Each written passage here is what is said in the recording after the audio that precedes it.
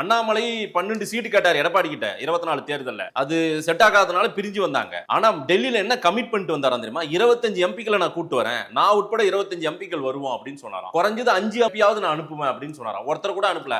Annamalai sir, நீங்க சொன்னீங்க, நாங்க உங்களுக்காக இது மாதிரி எங்களுடைய இந்திய அரசியல் வரலாற்றிலே பிஜேபி எந்த மாநிலத்துக்கு இப்படி ஃப்ரீ ஹேண்ட் கொடுக்கல, உங்களுக்கு கொடுத்தோம், அது ஃபெயிலியர் ஆயிருச்சு, இனி நாங்க சொல்றதை கேளுங்கன்னு 26 தேர்தலுக்கு இப்ப சொல்லி அமைச்சிருக்கிறதா தகவல். ஆர்டி டீம் என்ன சொல்லுதுன்னா, மோடி ஏமாந்துடக்கூடாது, மோடி ஏமாந்த கூடாதுங்கிற ஆர்டி டீம் தான் உறுதியா இருப்பான். மோடியை நீச்சின்னு சொன்னா, அந்த சொன்ன பிரியங்கா காந்தி இந்திரா காந்திக்கு பேத்தியா இருந்தாலும் அவர் எச்சி பெண்மணின்னு அவளை திருப்பி அடிக்கிறது ஆர்டி டீம் தான் அடிப்பாங்க. மணிசங்கர் எச்சி பையன் நாங்க தான் சொல்லுவோம். நாங்க மோடி 29 ஏமாந்துடக்கூடாதுங்கிறதுல நாங்க உறுதியா இருக்கோம். எடப்பாடி இங்க 3 விழுக்காடு 4 விழுக்காடுக்கு உள்ள சீட்டை தந்தாருன்னா கண்டிப்பா 29ல மோடியை ஏமாத்துவாரு, டிச் பண்ணிட்டு போவாரு.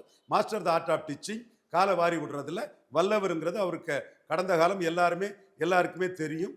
அந்த வகையில் 11.4 விழுக்காடு வாக்குகள் அண்ணாமலையின் சாதித்த வாக்குகள். 18 விழுக்காடு வாக்குகளுக்குமே அண்ணாமலை தான் ஹீரோ. அவரை ஒரு சிஎம் கேண்டிடேட்டா பார்த்து தான் அந்த வாக்கே விழுந்தது. அந்த வாக்குக்கு உரிய இடங்கள் அதுவும் கொஞ்சம் குறைச்சி தான் நாங்கள் சொல்றோம். 2 ரெட்டை இலைக்கு ஒரு தாமரைக்குள்ள சீட்டு கிடைக்கலன்னா ஓட்டும் டிரான்ஸ்பர் ஆகாது.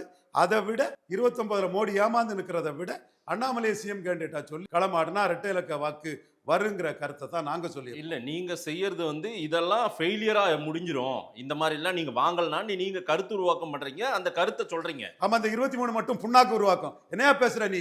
இந்த 23 மட்டும் என்ன பேசுற நீ? கருத்து உருவாக்கமா? அந்த 23 எவன் சொன்னான்? சோசியல் மீடியாவுல ஆளாளுக்கு எழுது. அப்ப அதை மட்டும் உனக்கு சொல்ல தெரியல? திராவிடத்தை காப்பாத்துறதுக்கு துடிச்சிட்டு நிக்கிற. இல்ல அதிமுக திராவிடத்தை காப்பாத்துறதுக்கு இப்படி துடிச்சிட்டு நிக்கிறிய. இதை மட்டும் ரவீந்திரன் துரைசாமி அண்ணாமலை சிஎம் கேண்டிடேட்டா மட்டும் கருத்து உருவாக்கம், புண்ணாக்கு உருவாக்கம்.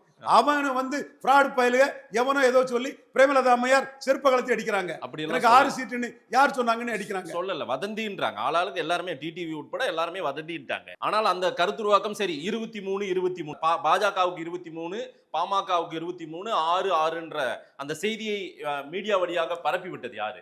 நீங்க சொல்லுங்க. நிச்சயமா சாட்சாத் எடப்பாடி பழனிசாமிக்கு ஆட்கள் தான் பறக்கி விட்டுருப்பாங்க. அவ்வளவுதான் கொடுப்பன்றத வெளியில சொல்லிட்டாங்க. சரிங்களா? அது இல்லாதவங்களுக்கு எப்படிங்க கொடுக்க முடியும்?